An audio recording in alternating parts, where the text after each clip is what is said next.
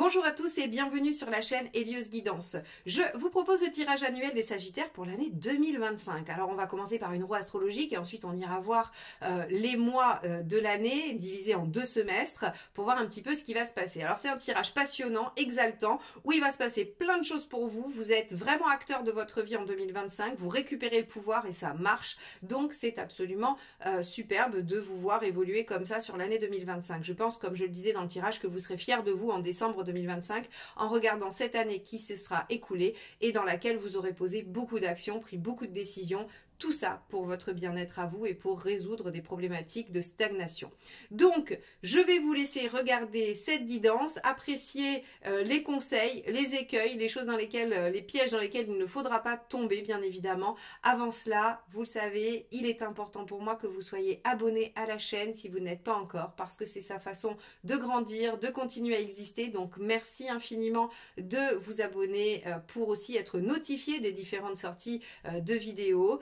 Likez, commentez et partagez ces vidéos également dans les commentaires, même si vous mettez juste une petite emoji ou un petit émoticône, je ne sais même pas comment ça s'appelle, mais en tout cas si vous le faites, eh bien ça aide au référencement de la vidéo, donc pour moi c'est toujours un petit soutien, donc merci infiniment. Et puis si vous voulez que je vous aide dans une situation particulière, vous avez mon site heliosguidance.com, je vous laisse regarder tout ça, mais surtout je vous laisse aller voir votre année 2025.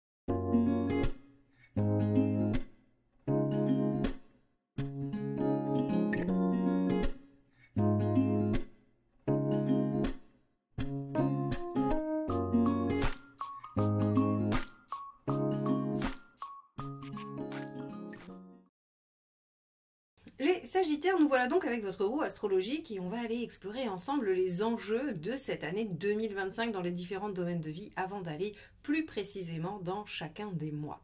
Alors, on voit que vous commencez la maison 1 avec la lune. La lune qui est sortie déjà pour d'autres signes. Alors si vous avez un ascendant, alors je crois qu'il y a les scorpions et peut-être les balances aussi où il y a eu la maison 1 avec la lune, eh bien c'est une année qui va être quand même une année d'intériorisation, de remise en question, où les choses, où les questions émotionnelles et inconscientes vont se mettre en œuvre durant tout 2025.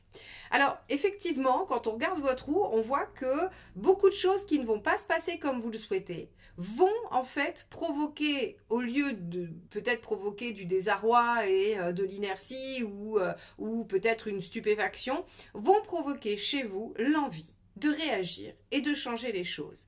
Et ce qui est plutôt pas mal, c'est que je pense que vous y arrivez dans bien des domaines. Donc en fait finalement, c'est une année où vous allez vous confronter à des limitations que vous supportez mal et qui vous poussent à agir, mais qui vous poussent à agir positivement et dans le bon sens. Alors, oui, la Lune nous dit qu'il y aura des hauts et des bas, qu'il y aura des moments de réflexion, des moments d'intériorisation. Nous dit aussi que les sujets seront sensibles et que ça vous touchera en plein cœur, c'est-à-dire que vous ne les aborderez pas avec un mental aiguisé et indétrônable, mais plutôt avec des sentiments, des émotions, des choses qui vont vous toucher. Alors, on va commencer tout de suite avec la maison 2.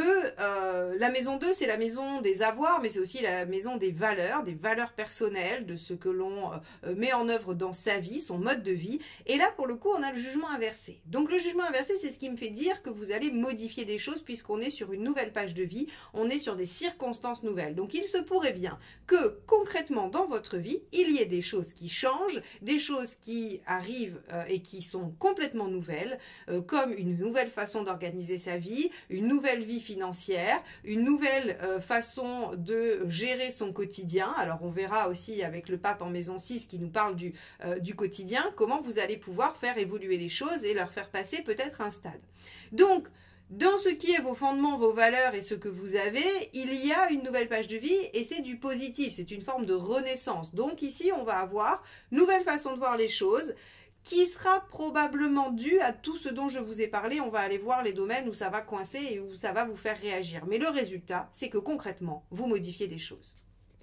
Alors, la maison 3, qui est directement liée à la maison 11 aussi, et d'une certaine manière à la maison 7, les 3 maisons relationnelles vont nous montrer qu'il y a une forme d'affirmation de votre part.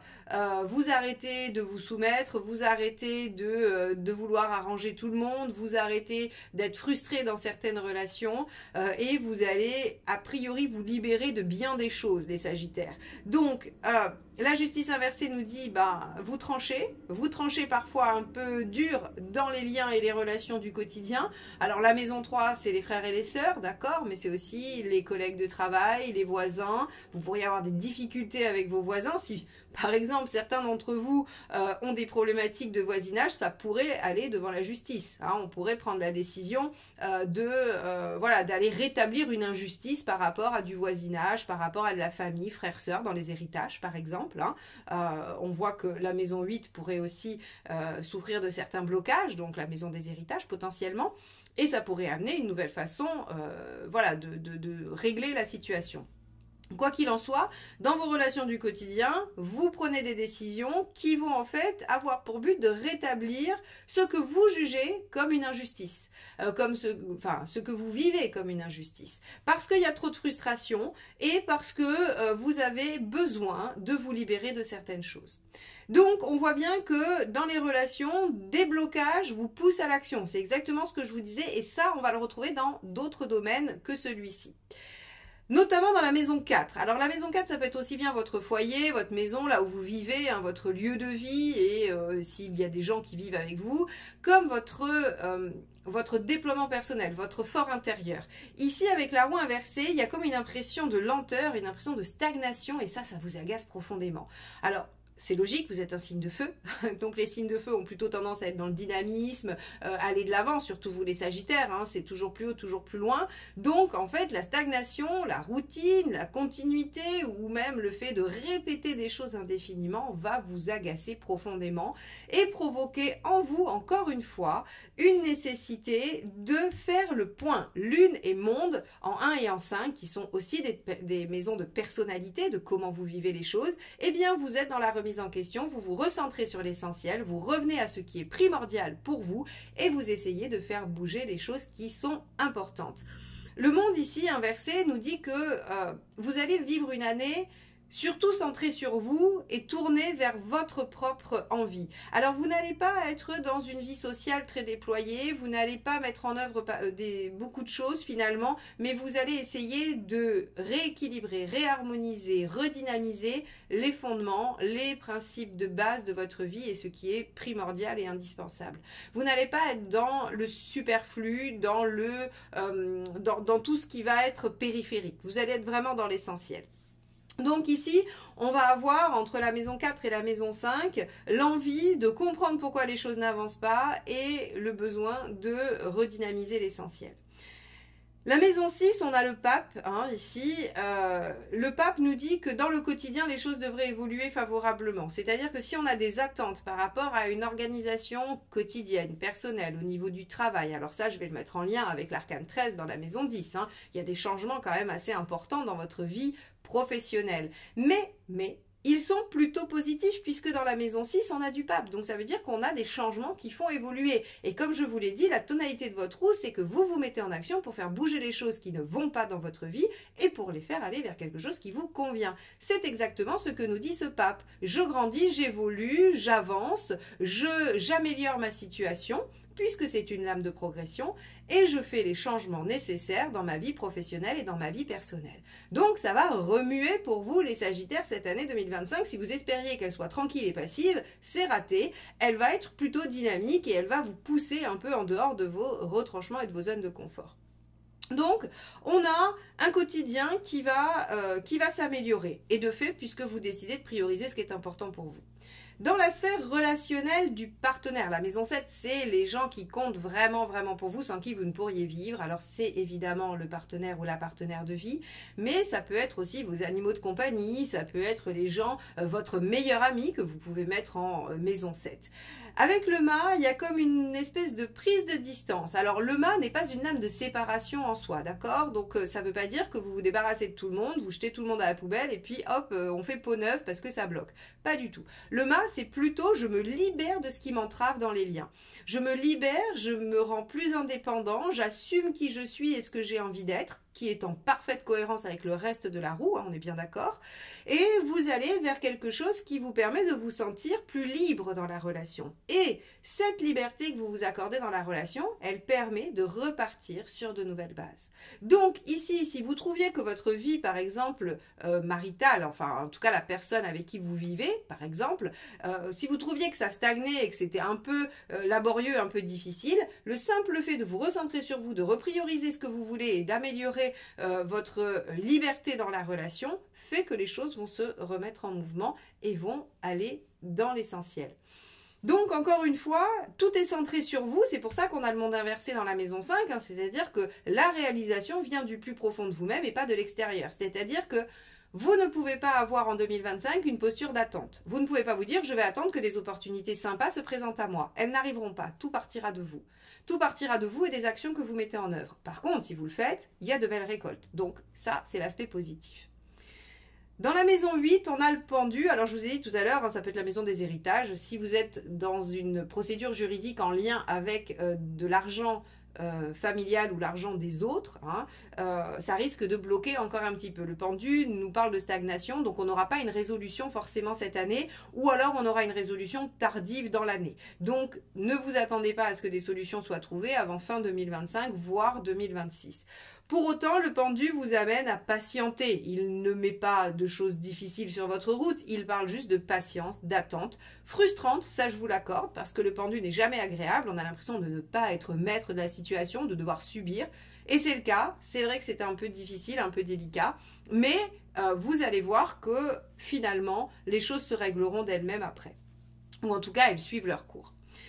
La maison 9, on a le soleil inversé. Alors, vous ne serez pas, bizarrement, par rapport à tout ce que j'ai dit, vous ne serez pas très axé sur votre spiritualité, sur votre évolution intérieure et sur votre déploiement personnel.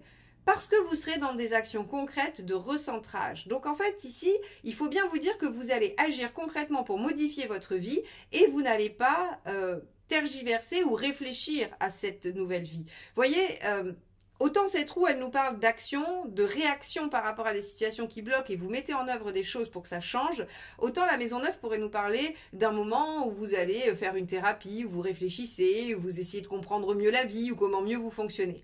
Pas vraiment le domaine, c'est-à-dire que là on est plutôt sur une phase active que sur une phase réflexive. Donc le soleil inversé nous dit bah oui, il y a des choses qu'on va pas encore tout à fait bien voir, des choses qu'on va pas éclaircir sur l'aspect inconscient, sur l'aspect développemental, personnel. C'est pas très grave, j'ai envie de vous dire. L'essentiel, c'est que vous arriviez à remanier votre vie, remanier votre quotidien dans une, j'allais dire, dans une dynamique qui vous convient. On a sur... et du coup, en fait, si vous voulez aussi, la maison 9, c'est pas mal la reconnaissance extérieure et sociale avec la maison 11. Et on voit qu'en fait, c'est pas le sujet. Hein. Le sujet, c'est vous et votre déploiement, c'est vous et comment vous allez gérer votre vie. C'est plutôt ça le sujet, plutôt que est-ce que j'ai une bonne aura, est-ce que j'ai une bonne renommée. Alors... on a donc ce fameux diable dans la maison, ce qui nous dit que on ne va pas atteindre la renommée et la reconnaissance escomptée, ça sera modeste, modéré. Alors si vous avez besoin de développer une activité avec une clientèle, ne soyez pas trop réactif, ne soyez pas trop violent ou violente dans votre communication parce qu'effectivement ça pourrait venir brider les liens, ça pourrait venir brider le fait que vous soyez reconnu à votre juste valeur. Il y a une énergie réactionnelle, pulsionnelle qui vous pousse à l'action, c'est très bien pour vous, pour mettre en place des choses, pour vous pousser à l'action.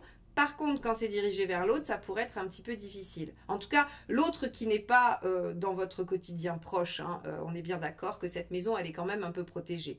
Mais ici, sur la clientèle, les gens qu'on croise tous les jours, attention à la façon de communiquer avec eux parce que vous pourriez en fait vous mettre en difficulté et freiner un peu l'aura que vous avez. Mais, encore une fois, rien de très dramatique dans cette situation. Alors, quel est votre challenge? Quelle est votre maison 12? Eh bien, la maison 12 va vous demander ici d'utiliser votre expérience, d'utiliser ce que vous avez compris finalement, ce que vous venez de comprendre. Donc, je vais revenir sur notre maison 9 pour agir dans le monde. Donc vous voyez bien que ici on vous dit c'est pas le moment d'aller réfléchir dans votre grotte et de faire l'ermite, c'est pas vraiment une recherche intérieure et personnelle, c'est plutôt une mise en action qui vous pousse à changer les choses parce que vous avez déjà fait cette phase de réflexion. A priori, durant 2024, vous avez déjà pensé à des choses, vous avez déjà compris certaines choses et maintenant on vous demande d'appliquer les leçons que vous avez apprises pendant 2024. Voilà un petit peu ce que nous dit cette roue astrologique pour vous les Sagittaires. Donc pour moi, vraiment c'est une année avec un gros potentiel de remise à plat des choses qui sont vraiment essentielles pour vous. On arrête de se disperser si on se dispersait avant. On se remet en action si on était dans la procrastination. Il y a des choses dans le mode de vie qui bougent, qui permettent de redémarrer une nouvelle page de vie. On remanie ses relations avec les gens importants. Il y a un petit risque que ça déborde avec les relations plus distantes, mais maintenant que vous êtes prévenu, normalement, ça devrait bien se passer. Il y a des changements fondamentaux dans votre vie professionnelle. Vous remaniez des choses. Hein, cette maison 10 avec l'arcane 13 qu'elle nous évoque, c'est que soit vous changez de travail, soit vous changez de façon de travailler, soit vous changez, vous avez une mutation. Il y a de toute façon un changement qui s'opère pour le mieux. Le pape, pour le mieux, c'est une évolution dans votre carrière. Donc, finalement, une année qui devrait porter un résultat positif, le bilan devrait être positif et vous devriez être satisfait de vous-même à la fin de l'année 2025. Alors on va aller regarder ce qui se passe un petit peu mois par mois. Allons-y donc pour cette analyse des 6 premiers mois de votre année. Alors on démarre avec l'arcane 6, c'est les amoureux qui va dominer ce premier semestre. C'est l'heure des choix, c'est l'heure des priorisations, c'est l'heure des engagements dans une direction bien précise qui est celle de votre bien-être. Donc vous voyez bien qu'on retrouve cet enjeu principal de la roue astrologique qui est d'améliorer votre vie, de faire des choix qui sont bons pour vous et qui vous amènent à vous sentir mieux, quel que soit finalement le domaine. Hein. Ça sera différent bien évidemment pour chacun d'entre vous. Alors on va regarder tout de suite ce que nous dit le mois de janvier. Alors ici on a la grande prêtresse, donc l'équivalent de l'arcane 2, la papesse, et qui parle de réflexion, qui parle d'intuition, de ressenti. On essaye de se centrer sur ce que l'on sent, sur ce que l'on sur ce que l'on comprend aussi, hein, pas mal. Et regardez, on essaye de savoir ce que l'on veut changer. Donc vous allez commencer l'année 2025 sur les chapeaux de roue, mes chers Sagittaires. Vous allez tout de suite comprendre qu'il va falloir changer quelque chose, que vous ne pouvez pas continuer comme ça. Ça ressemble un peu à des bonnes résolutions où en janvier vous vous dites ça suffit, tout ce qui bloque, je le remets en mouvement ou en tout cas je change. Et sur ce mois de janvier, vous allez probablement essayer de comprendre, réfléchir, voir un petit peu tout ce que vous pouvez. Et évidemment, regardez, on a du 7 de coupe. Donc 7 de coupe, j'étudie les différentes options, les différents choix qui s'offrent à moi et j'essaye de comprendre ce que je dois changer et ce que je veux changer. C'est vraiment assez intéressant de voir que vous commencez l'année dans la dynamique précise et des énergies précises de cette roue astrologique. Alors voyons comment vous avancez durant le mois de février avec ça. Cavalier d'épée. Après avoir réfléchi à tout ce qui posait problème et ce que vous vouliez changer, eh bien vous décidez de vous mettre en action. Vous ne tardez pas. Dès le mois de février, cavalier d'épée, vous vous mettez en quête de régler, solutionner tout ce qui vous pose problème dans votre vie, dans cette vie. Alors, avec un cavalier d'épée, on a peut-être des choses qui vont être plutôt pratico-pratiques et peu relationnelles. On ira voir, hein, on aura peut-être des mois qui seront plus axés sur les relations, hein, on a vu qu'il y aurait des soucis dans les relations. Là, j'aurais plutôt tendance à dire que dès janvier, vous vous dites qu'il faut changer quelque chose, soit sur votre mode de vie, soit sur le professionnel, puisque l'épée va nous parler quand même davantage de sphère intellectuelle que de sphère émotionnelle. Donc on est dès le début de l'année dans des préoccupations assez pratico-pratiques, avec un mât qui nous dit qu'on a envie d'un nouveau départ. Vous voyez, alors... Le mât, on l'avait dans la maison 7. Donc, on voit qu'il y a aussi peut-être, ça peut concerner des associés, des collègues importants pour vous. Hein. Ça pourrait concerner ça. En tout cas, il y a envie de résoudre des problématiques et des problématiques factuelles et concrètes. Voyons, ouais, 4 de denier. On remet quand même en question des choses concrètes et factuelles. Je reste là-dessus, même si j'ai le mât qui peut évoquer la maison 7, je pense que vous avez envie de vous offrir un nouveau départ, donc de faire des changements au niveau professionnel. Rappelez-vous cette fameuse maison 13, maison 10 avec l'arcane 13, pardon, je vous ai fait un condensé des deux. Donc on a vraiment l'envie d'aller changer cet aspect professionnel, socio-professionnel, vie extérieure pour ceux qui n'ont pas d'activité professionnelle. En tout cas, c'est ce que vous faites en dehors de chez vous. Et là, on voit qu'en fait, on a envie de remettre en question ce qui ne convient pas pour se mettre en action, agir pour aller vers un nouveau départ, une nouvelle aspiration. Mois de mars, 3 de bâton. Et oui, on se projette dans l'avenir. Qu'est-ce qu'on veut, hein? Le 3 de bâton, c'est à quoi je veux que ma vie ressemble dans 6 mois, 1 an, 20 ans. Ça, c'est vous qui décidez de l'échéance. Mais en tout cas, c'est cette notion de se projeter dans l'avenir et d'essayer de comprendre ou de voir ce que l'on veut dans sa vie, ce que l'on veut voir advenir. Donc ici, au mois de mars, vous avez entrepris, j'allais dire, des changements qui vont peut-être pas donner le résultat tout de suite escompté et vous allez essayer de le replacer dans un objectif plus lointain. En gros, ici, on a l'impression qu'en janvier, vous dites ça va pas, il faut que je le change. Vous le changez, mais vous dites, mais en fait, dans quel objectif je le change? Je le change pour arriver à quoi? Vous voyez, il y a vraiment un peu cette espèce de chose qui se fait en deux temps. Je constate que ça va pas, j'agis pour que ça change, mais en fait, j'avais pas calculé le pourquoi, la finalité. Donc, effectivement, on est ici sur le fait de se projeter dans quelque chose qui va aussi peut-être prendre du temps avec le 6 de bâton, pardon. Quelque chose qui va peut-être prendre du temps, mais qui va en tout cas vous montrer une première victoire en mars. Donc, on commence vraiment sur les chapeaux de roue. Regardez, 4 de bâton, vous célébrez les bases de quelque chose de nouveau. Hein. Le 4 de bâton, c'est je célèbre ce que j'ai réussi à démarrer, à commencer. C'est vraiment les bases de quelque chose qui va permettre de grandir et d'évoluer. Donc, si on résume ce premier trimestre de l'année 2025, mes chers Sagittaires, vous allez faire le point, vous rendre compte qu'il y a des choses qui ne fonctionnent pas, vous mettre en action pour les changer, davantage sur le plan j'allais dire extérieur, social, que sur le plan émotionnel. Dans un premier temps, on va aller voir le reste de l'année. Vous vous projetez et vous vous rendez compte que vous êtes en train de poser quelque chose qui vous plaît bien, qui ressemble un peu à ce que vous voulez voir advenir dans votre vie. Et ça, c'est chouette. Donc, vous célébrez ces premières victoires, ces premiers pas faits et voilà, ces premiers résultats. Alors, on va aller voir sur le mois d'avril. Alors, en avril, on a l'as de bâton. Très bien, comme vous avez fait des changements, il y a quelque chose de nouveau qui peut démarrer. Cette nouvelle activité professionnelle ou alors cette nouvelle activité tout court, hein, l'as de bâton, c'est ce nouveau potentiel, ce nouvel enthousiasme, cette nouvelle envie. Donc on a quelque chose qui démarre sur le mois d'avril.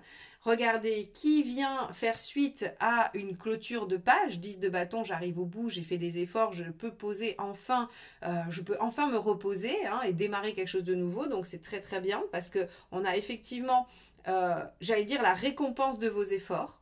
C'est-à-dire que ce qui démarre est le fruit de ce que vous avez fait. Et comme je vous l'ai dit, rappelez-vous, vous ne pouvez pas espérer d'obtenir des opportunités extérieures, c'est de vous que tout partira. Et s'il y a une opportunité extérieure, si vous n'y mettez pas du vôtre, si vous n'agissez pas à l'intérieur de cette opportunité, elle ne donnera rien. Là, on vous dit récompense de vos efforts, quelque chose de nouveau qui démarre. Avec quoi? Reine d'épée. Reine d'épée, c'est le fait de prendre des décisions. Ah tiens, on avait ici l'arcane 6 hein, qui nous disait bien qu'il y avait des décisions à prendre et qu'il fallait se mettre dans une certaine dynamique. Alors, on va voir. Pour moi, vous avez déjà commencé à décider de changer des choses sur la première partie, vous êtes mis en action. Il y a d'autres choix qui arrivent du fait que les choses démarrent hein, sur le mois d'avril. Mai. Mais on a la roue de fortune. Tiens donc, les choses évoluent, les choses se remettent en mouvement. Pourquoi? Parce que vous avez mis des choses en place, parce que vous êtes dans la dynamique d'action.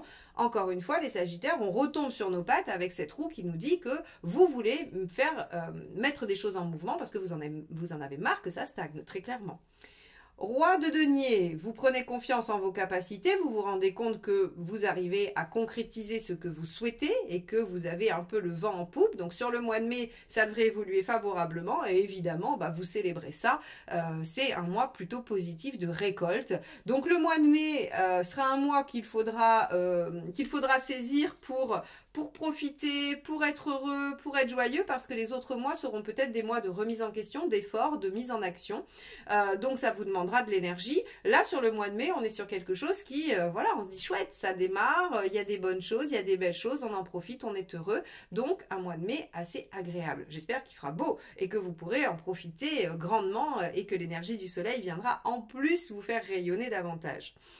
Voyons ce qui se passe sur le mois de juin. Au mois de juin, on a le 9 d'épée. Ah, zut, les angoisses reviennent, les craintes, les doutes. Peut-être que ce sont les autres qui viennent vous apporter des doutes. Parce que le 9 d'épée, pour ceux qui me suivent, je le dis souvent, c'est les autres en fait qui viennent vous projeter leur peur. Vous arrivez en disant « Ah, c'est génial, voilà ce qui m'arrive, j'ai réussi à remettre ça et tout ça. » Vous êtes super content de vous. Et les autres en face vous disent « Oh là là, mais moi, à ta place, je me dirais que ça va pas marcher, ou j'y arriverai pas, ou c'est une idée folle. » Ou... Vous voyez, en fait, on va avoir quelqu'un qui va venir vous poser dessus ses propres angoisses, qui n'ont absolument rien à voir avec vous, mais qui vous posent des angoisses. Alors, on va aller voir. Ah oui, quand même. Ok, alors, Maison Dieu, et je vous montre la dernière, puisque c'est la dernière que j'ai dans les mains, donc je l'ai vue, c'est le 10 d'épée. Alors, attention au mois de juin. Vous voyez, je vous ai dit, vous pourriez avoir des difficultés dans vos liens quotidiens, vous pourriez aussi avec le mât vous libérer de certaines choses et vouloir délester. Attention, parce que le fait que les autres ne vous suivent pas et ne soient pas dans la même dynamique que vous pourrait vous faire réagir violemment avec toute une remise en question totale, à la fois de ce que vous faites et de vos liens, et ça pourrait vous faire en finir avec quelque chose, 10 d'épée. Donc le mois de juin, après avoir été joyeux, gai, heureux, satisfait, vous allez avoir un mois de juin difficile de remise en question où les choses... Alors vous allez peut-être vivre de la frustration, des craintes, hein, ce qu'on a vu dans la roue, et surtout en fait, moi j'ai envie de vous dire que c'est relationnel. Là pour le coup, on est sur quelque chose qui pose question avec les gens de votre entourage. Donc si il y a des relations qui sont un peu compliquées, ça va se jouer là. Tout ce qui va concerner ce que je vous ai dit, les liens de procès ou juridiques qui sont compliqués, il pourrait y avoir ici, en tout cas, l'annonce que ça ne va pas se passer tel que vous l'imaginez ou que vous l'espériez. On a là, dans ce contexte, un mois de juin un petit peu difficile à vivre. Mais globalement, sur la tendance sur les 6 mois, on est dans une progression, on est dans un avancement. Hein. Rien ne dit que tout va s'écrouler. Je pense que vous avez peur que ça s'écroule ou que vous avez peur de l'échec et vous remettez en question. Mais on va aller voir la suite tout de suite pour se rassurer parce que de toute façon, la roue étant positive, je pense que vous dépassez ce mois de juin assez facilement. Allez, on regarde ça tout de suite. Alors, sur ce deuxième semestre, nous avons ici l'équivalent de la force. Cette carte, c'est l'équivalent de la force, de la carte 11. Et donc, on a une maîtrise de soi, on a un bon équilibre, on retrouve la force, on retrouve... Alors, j'allais dire, c'est très bien que ça arrive après ce mois de juin qu'on a vu un peu chaotique parce que finalement, ça va vous permettre de reprendre le pas sur la situation. Alors, on va regarder ensemble tout de suite ce qui se passe au mois de juillet. Donc au mois de juillet, vous avez le 10 de Pentacle, pardon.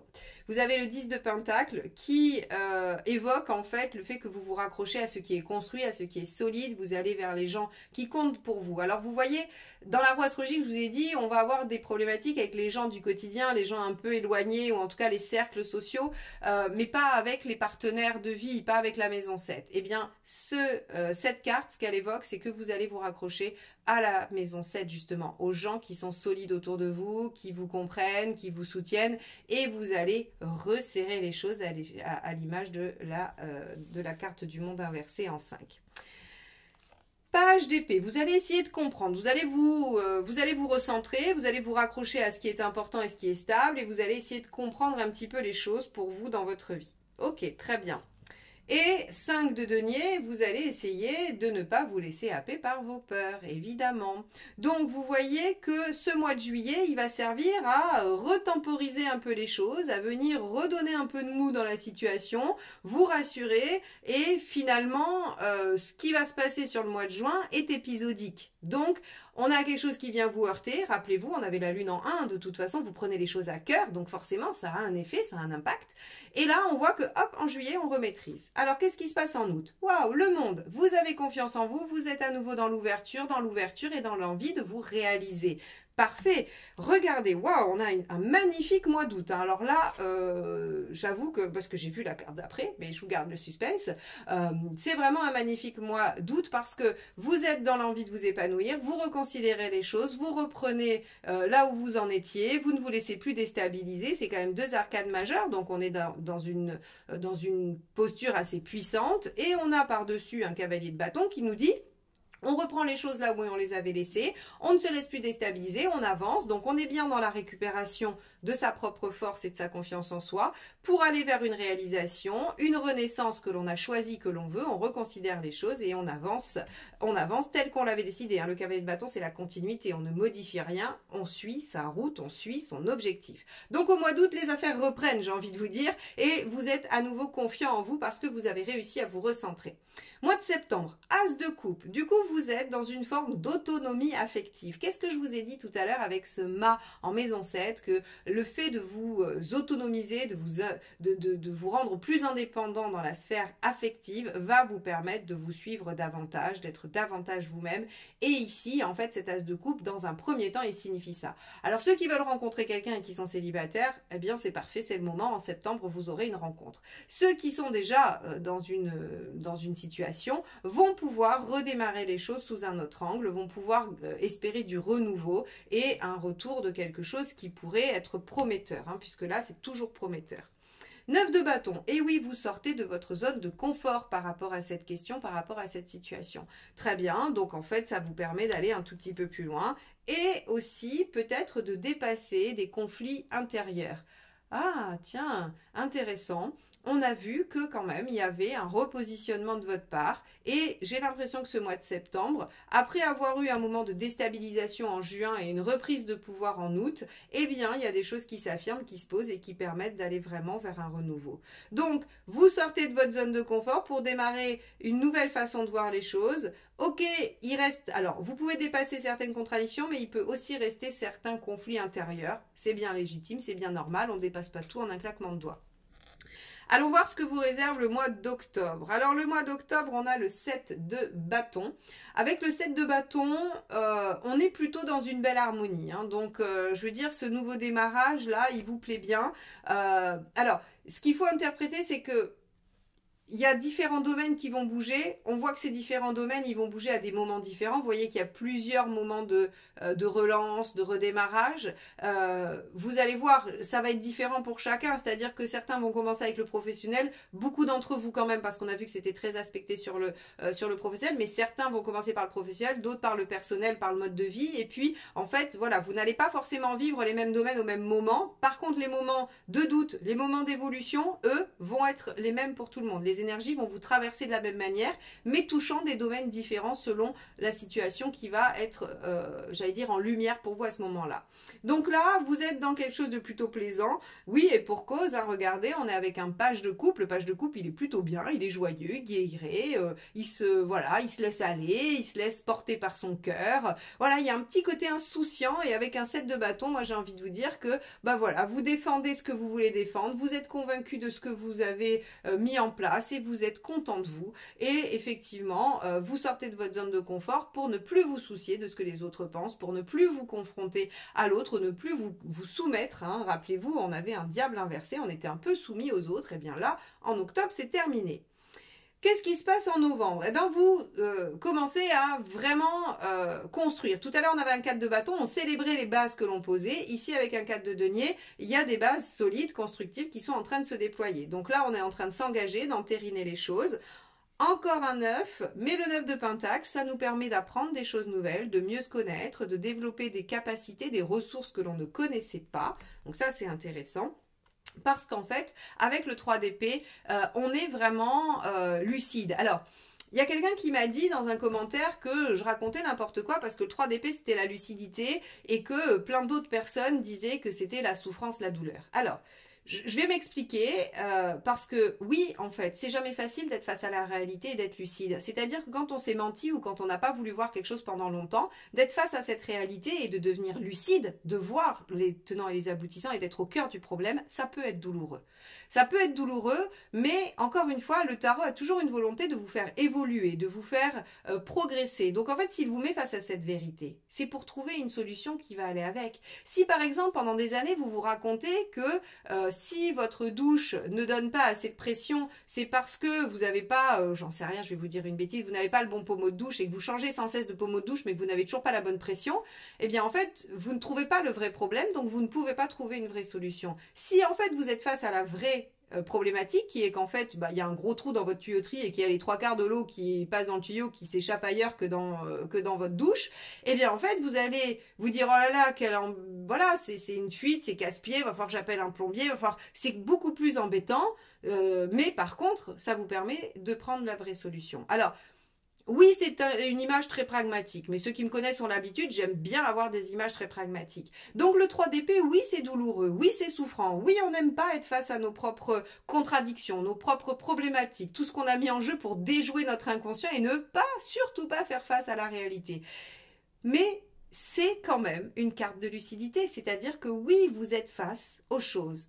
La chance que ça vous apporte, et moi, je choisis toujours de prendre les cartes dans l'aspect positif et dans ce qu'elles peuvent nous apporter, puisque ça ne sert à rien de se lamenter, ça ne donne pas de solution. C'est de se dire, ok, eh bien en fait, je peux poser des bases et apprendre de nouvelles choses parce que j'ai enfin compris ce qui clochait, parce que je suis lucide sur la situation. Voilà. Parenthèse fermée pour notre 3 d'épée. Bon, la personne qui m'a fait ce commentaire n'est pas Sagittaire, je crois, donc elle n'entendra pas cette explication, mais c'est pas grave, vous l'aurez. Allez, en décembre, qu'est-ce qui se passe? Eh bien, on a un roi de bâton. Waouh! Affirmation, confiance en soi, réussite, aboutissement. Donc, mes chers Sagittaires, vous avez vraiment une fin d'année où, regardez ça, vous déployez le potentiel et vous récoltez les fruits de vos efforts avec le 7 de Pentacle. Vous avez finalement réussi à vous imposer par rapport à votre entourage aussi. Et le 8 de bâton, vous êtes en train de vivre une transformation. Donc, cette transformation que vous opérez en 2025, elle n'est pas terminée. Elle va se continuer probablement sur 2026, mais vous avez posé des bases d'un renouveau, d'un nouveau mode de vie, d'une nouvelle façon de fonctionner pour le mieux, qui vous aide à vous sentir mieux, à démarrer des choses qui sont peut-être encore un peu fragiles, mais qui en tout cas ont de bonnes bases posées en 2025. Donc voilà pour vous cette année riche en événements, riche en actions, qui devrait vraiment vous permettre de faire un bilan en décembre 2025 et de vous dire waouh, j'ai quand même bien travaillé cette année, je suis fière de moi et c'est tout ce que je vous souhaite bien évidemment. Merci de m'avoir écouté jusque-là, je vous souhaite une excellente année 2025 et je vous dis à très vite pour de nouvelles guidances. Bye bye.